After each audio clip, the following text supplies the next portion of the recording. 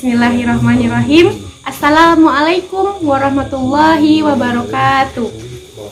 Perkenalkan, saya Adinda Mahfauza, NIM 2014040027, kelas Tadris Matematika B20, jurusan Tadris Matematika, Fakultas Tarbiyah dan Keguruan, UIN Imam Bonjol Padang.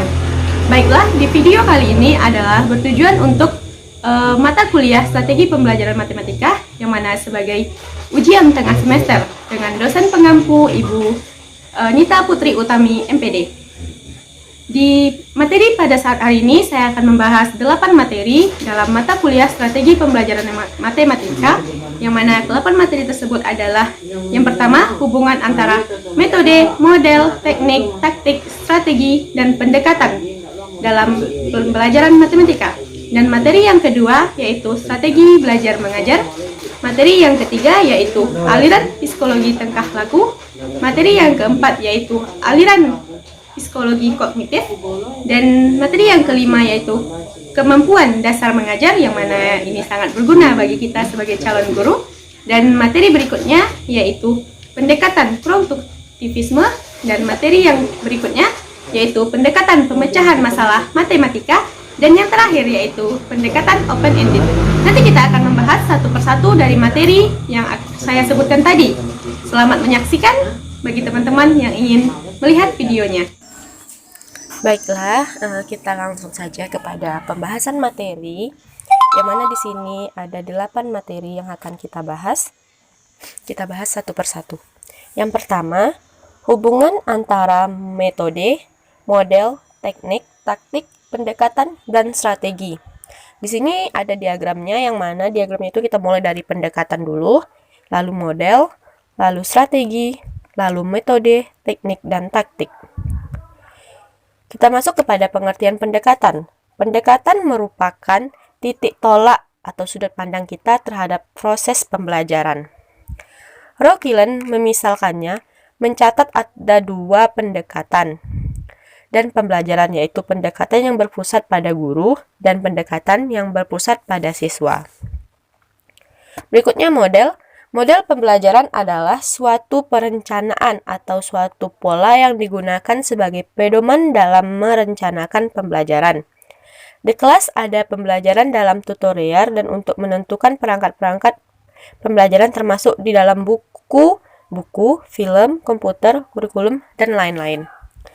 Suekamto dan kawan-kawannya mengemukakan maksud dari model pembelajaran adalah kerangka konseptual yang melukiskan prosedur yang sistematis dalam mengorganisasikan pengalaman belajar untuk mencapai tujuan belajar tertentu dan berfungsi sebagai pedoman bagi para perancang pembelajaran dan para pengajar dalam merencanakan aktivitas belajar mengajar.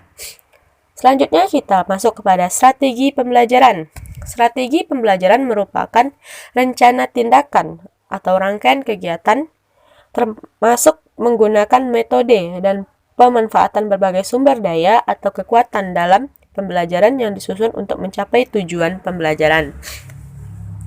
Berikutnya metode. Metode merupakan upaya untuk mengimplementasikan rencana yang sudah disusun dalam kegiatan nyata agar tujuan yang telah disusun tercapai secara optimal. Metode digunakan untuk merealisasikan strategi yang telah ditetapkan. Strategi menunjukkan pada sebuah perencanaan untuk mencapai sesuatu, sedangkan metode adalah cara yang dapat digunakan untuk melaksanakan strategi.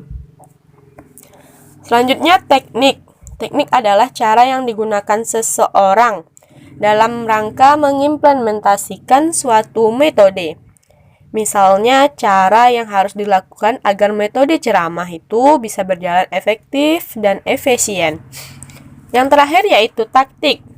Taktik adalah gaya seseorang dalam melaksanakan suatu teknik atau metode tertentu.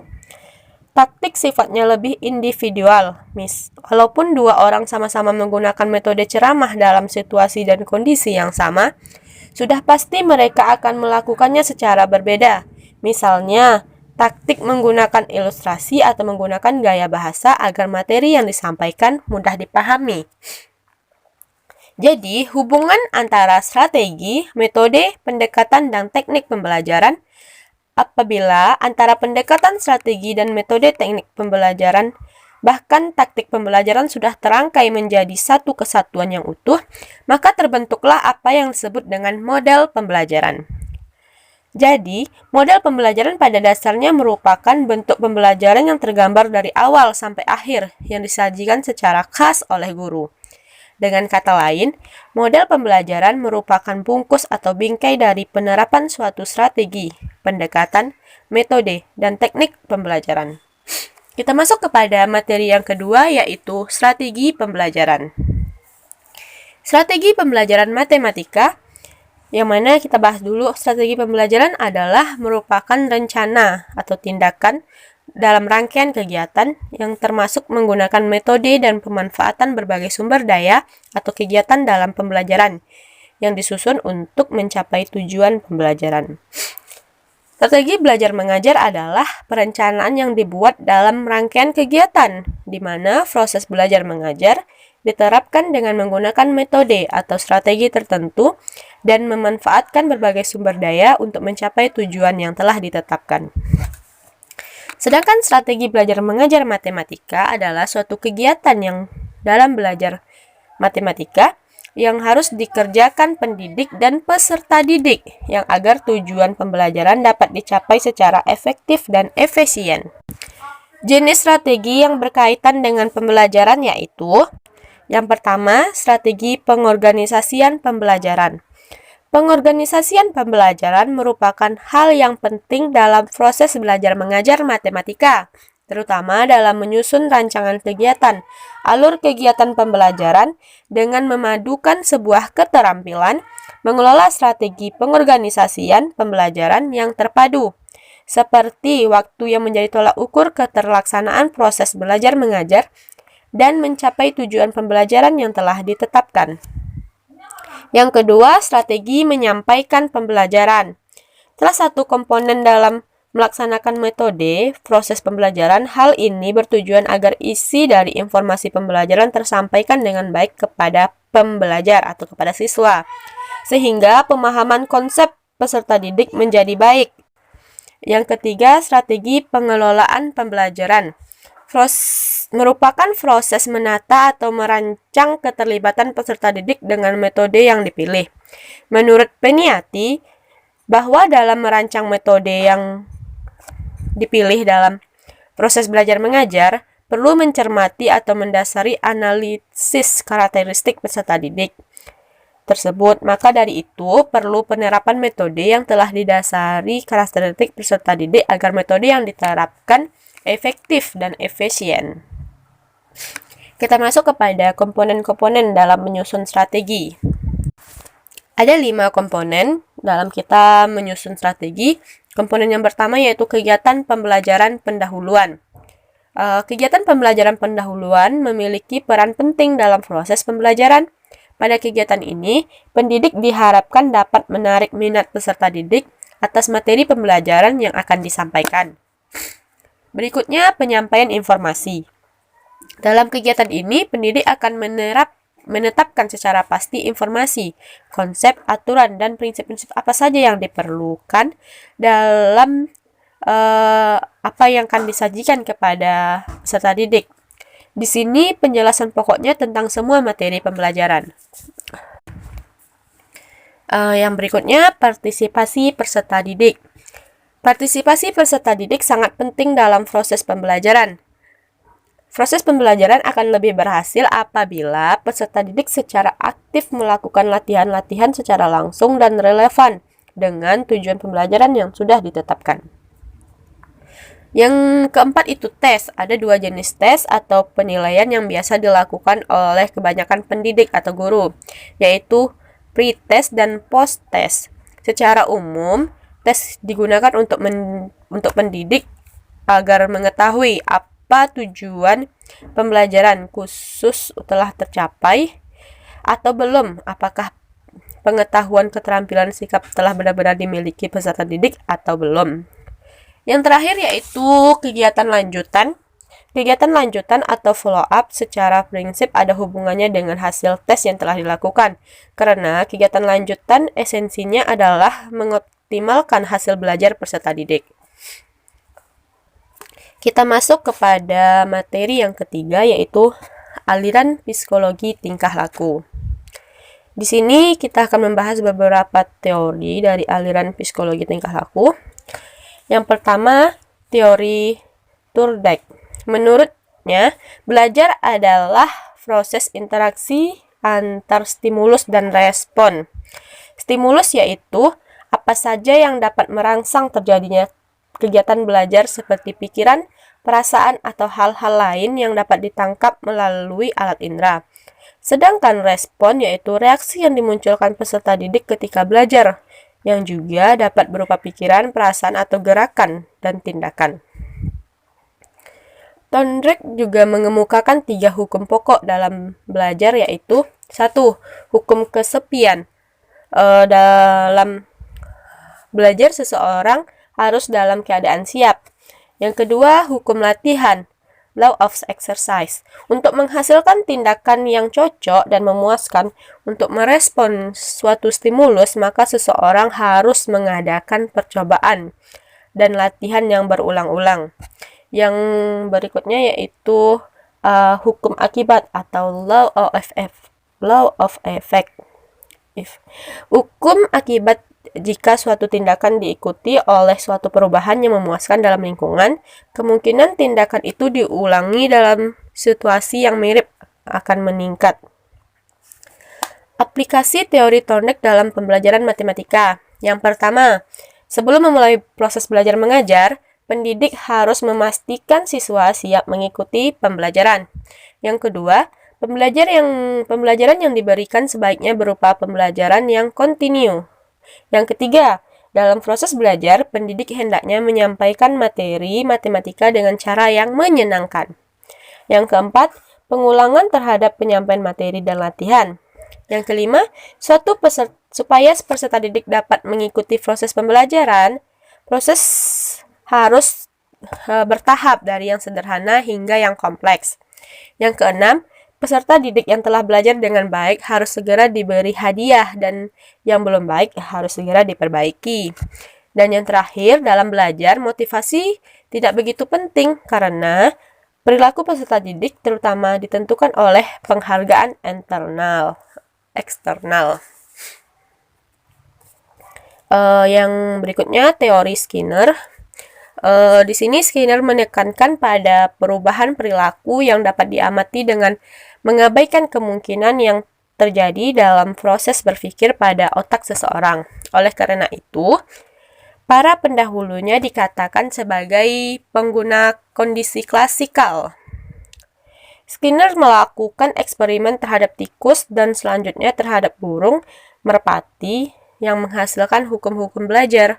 Di antaranya, hukum-hukum belajar yang telah didapat melalui penelitian dari Skinner ini.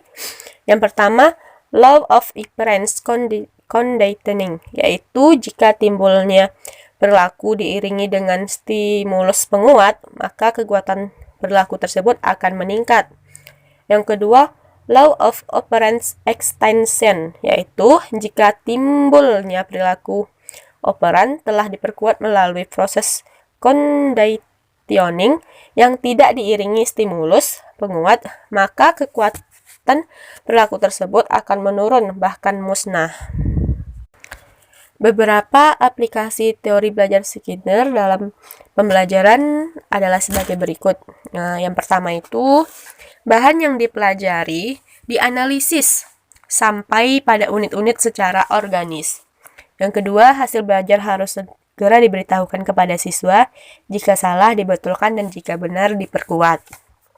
Yang ketiga, proses belajar harus mengikuti irama dari yang belajar. Yang keempat, materi pembelajaran digunakan sistem modul. Yang kelima, tes lebih ditentukan untuk kepentingan diagnostik.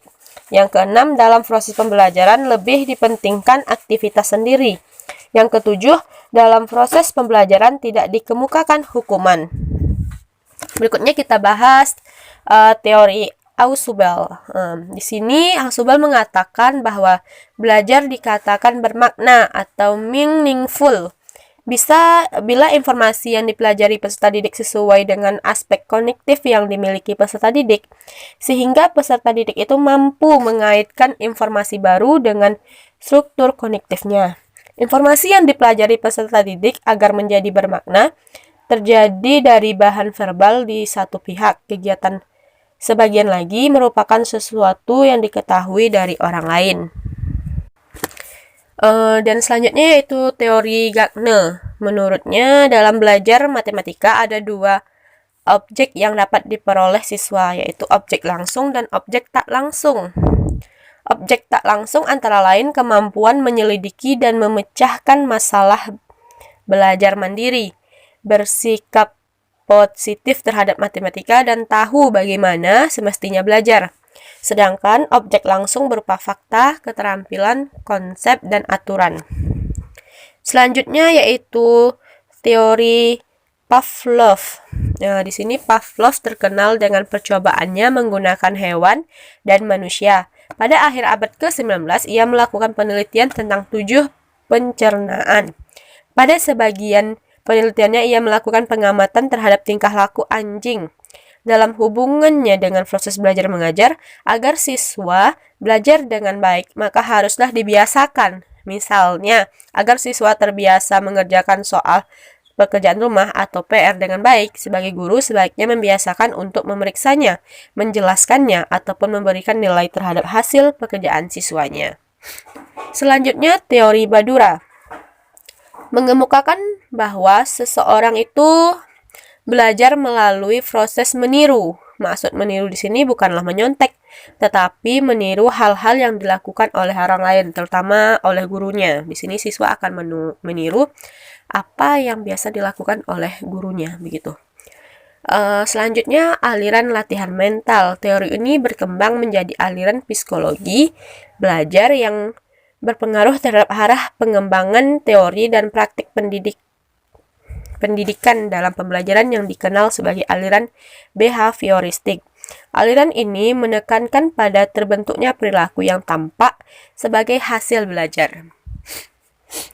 Kita masuk kepada materi yang keempat, aliran psikologi kognitif. Psikologi kognitif adalah cabang ilmu psikologi yang mempelajari proses mental seperti perhatian, penggunaan bahasa, daya ingat, persepsi, pemecahan masalah, kreativitas, dan pola pikir tokoh-tokoh aliran psikologi kognitif. Di sini juga ada beberapa teori. Yang pertama yaitu teori Piaget. Teori Piaget menyebut bahwa struktur kognitif sebagai skema, yaitu kumpulan dari skema-skema. Seorang individu dapat mengikat, memahami, dan memberikan respon terhadap stimulus disebabkan karena bekerjanya skema ini. Selanjutnya teori Brunner. Teori Brunner di dalamnya mengatakan bahwa belajar matematika akan lebih berhasil jika proses pembelajaran diarahkan kepada konsep-konsep dan struktur-struktur yang terbuat dalam pokok bahasan yang diajarkan, di samping hubungan yang terkait antara konsep-konsep dan struktur-struktur.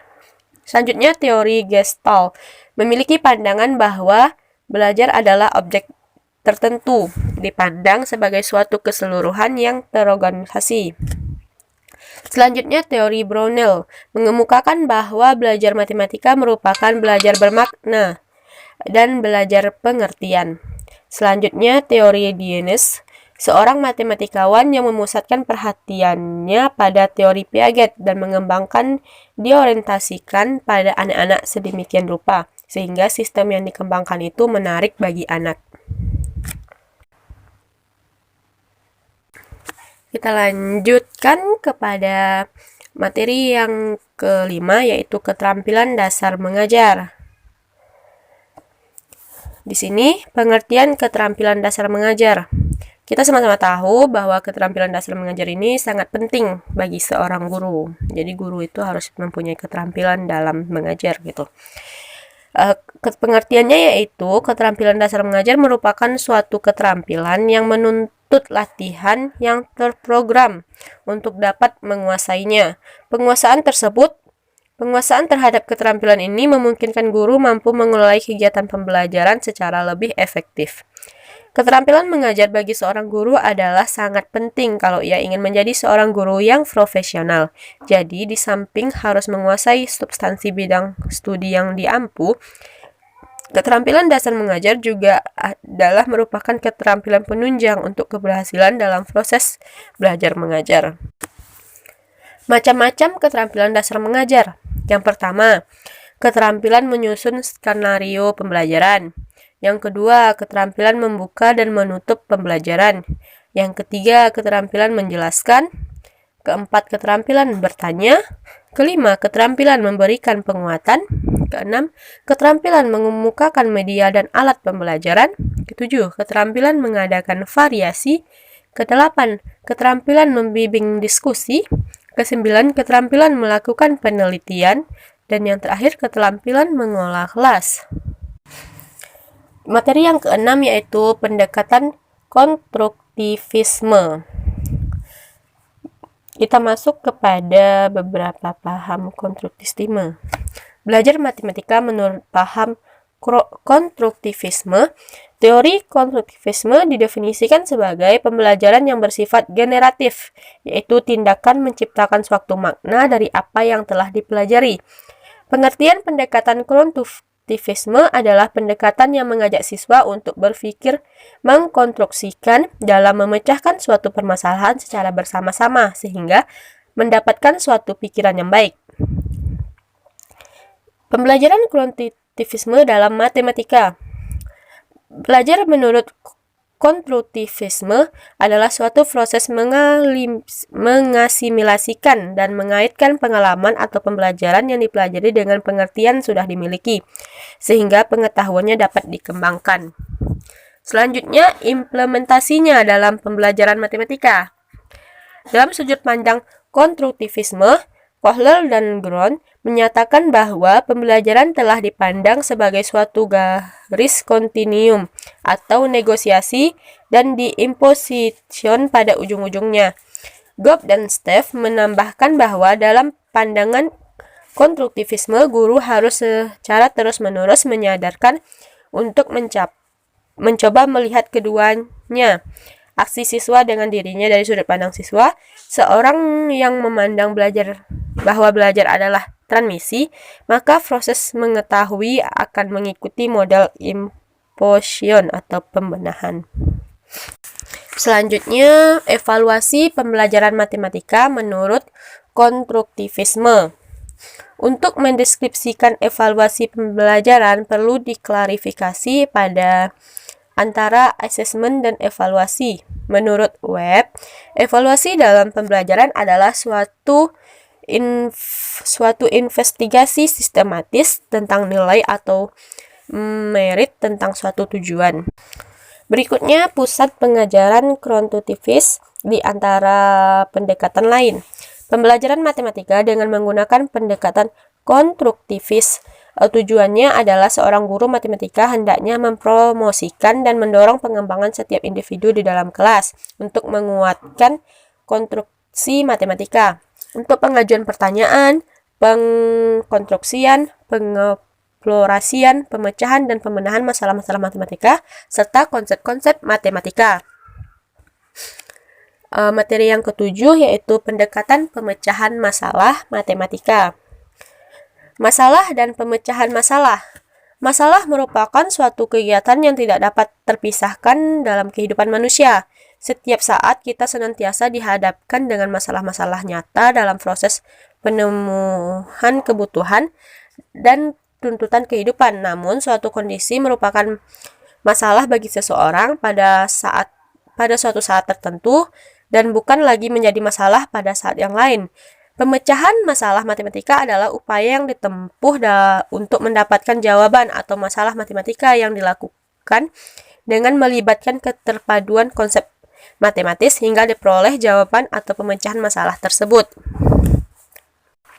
Selanjutnya, cara mengajarkan pemecahan masalah jika ditinjau dari guru sebagai pengajar pemecahan masalah. Maka beberapa cara yang dapat ditempuh antara lain expose story, tanya jawab, diskusi kelompok, atau metode lainnya. Selanjutnya, strategi pemecahan masalah matematika. Di dalam pembelajaran matematika, terutama tentang pembelajaran pemecahan masalah, ada seorang tokoh yang sangat dikenal, yakni Polya. Polya menyarankan model 4 langkah pemecahan masalah sebagai strategi umum yang perlu dilakukan di dalam pembelajaran melalui pemecahan masalah, yaitu yang pertama memahami masalah, merencanakan menyelesaikan masalah, lalu melaksanakan penyelesaian soal, dan terakhir memeriksa ulang jawaban yang diberikan. Selanjutnya, pentingnya pemeriksaan hasil kembali atau looking back. Looking back merupakan tahap di mana siswa meninjau kembali apa yang telah dikerjakan dalam menyelesaikan suatu masalah. Salah satu cara terbaik untuk mempelajari pemecahan masalah dapat dilakukan setelah penyelesaian masalah selesai dilakukan. Memikirkan atau menelah kembali langkah-langkah yang telah dilakukan dalam pemecahan masalah merupakan kegiatan yang sangat penting untuk meningkatkan kemampuan anak dalam pemecahan masalah. Selanjutnya, metakognisi. Untuk memahami masalah atau memahami pengetahuan baru serta membangun makna baru, kemampuan tersebut merupakan salah satu bagian dari kemampuan metakognisi. Kita masuk kepada materi yang terakhir, yaitu pendekatan open-ended pembelajaran matematika. Di sini kita masuk ke pengertiannya, pengertian pendekatan open-ended. Pendekatan open-ended merupakan salah satu upaya inovasi pendidikan matematika yang pertama kali dilakukan oleh para ahli pendidikan matematika Jepang. Pendekatan yang memberikan pengalaman kepada siswa untuk menemukan sendiri pengetahuan matematika yang baru dengan mengkombinasikan pengetahuan yang dimiliki siswa, keterampilan atau cara berpikir siswa yang telah dipelajari sebelumnya. Berikutnya, orientasi pendekatan open-ended dalam pembelajaran matematika. Di sini, berdasarkan strategi pembelajaran, pendekatan open-ended adalah pembelajaran dengan pendekatan yang memiliki prinsip tentang masalah. Pendekatan open-ended bisa membangun aktivitas interaktif antara siswa dan pembelajaran matematika sehingga dapat menarik siswa untuk menjawab permasalahan terhadap strategi apapun. Pendekatan open-ended bisa memberikan kesempatan kepada siswa untuk mendapatkan pengetahuan atau pengalaman dalam menemukan masalah, pemahaman, dan pemecahan masalah dengan beberapa teknik. Selanjutnya, mengkonstruksikan problem. Di sini berupa hal yang dapat dijadikan acuan dalam mengekspresi problem, yaitu sajikan permasalahan melalui situasi fisik yang nyata. Soal-soal pembuktian dapat diubah sedemikian rupa. Lalu sajikan bentuk-bentuk atau bangun-bangun, sajikan urutan bilangan, berikan beberapa contoh soal konkret, dan berikan beberapa latihan serupa. Selanjutnya, mengembangkan rencana pembelajaran. Langkah penting lain yang harus dikembangkan guru dalam pembelajaran melalui pendekatan open-ended adalah menyusun rencana pembelajaran. Keunggulan pendekatan open-ended ini, yang pertama, peserta didik memiliki kesempatan untuk berpartisipasi secara lebih aktif serta memungkinkan untuk mengekspresikan idenya. Yang berikutnya, peserta didik memiliki kesempatan lebih banyak menerapkan pengetahuan serta keterampilan matematika secara komprehensif. Selanjutnya, peserta didik dari kelompok lemah sekalipun telah memiliki kesempatan untuk mengekspresikan penyelesaian masalah yang diberikan dengan cara mereka sendiri. Berikutnya, peserta didik tidak terdorong untuk membiasakan diri memberikan bukti atas jawaban yang mereka berikan. Berikutnya, peserta didik memiliki banyak pengalaman baik melalui temuan mereka sendiri maupun dari temannya dalam menjawab permasalahan. Ada juga kelemahan dari pendekatan open-ended ini. Yang pertama, sulit membuat atau menyajikan situasi masalah matematika yang bermakna bagi peserta didik. Yang kedua, sulit bagi guru untuk menyajikan masalah secara sempurna. Seringkali peserta didik menghadapi kesulitan untuk memahami bagaimana caranya merespon atau menjawab permasalahan yang diberikan. Yang ketiga, karena jawabannya bersifat bebas, maka peserta didik kelompok pandai seringkali merasa cemas bahwa jawabannya akan tidak memuaskan. Yang terakhir, terhadap kecenderungan bahwa peserta didik merasa kegiatan belajar mereka tidak menyenangkan karena mereka merasa kesulitan dalam mengajukan kesimpulan secara tepat dan jelas. Mungkin itu penjelasan materinya. Ada 8 materi yang telah dijelaskan. Semoga dapat dipahami. Baiklah, sekian video penjelasan dari saya tentang strategi pembelajaran matematika. Semoga bermanfaat. Apabila ada salah kata, saya mohon maaf. Kepada Allah saya mohon ampun. Wabillahi taufik wal hidayah. Wassalamualaikum warahmatullahi wabarakatuh.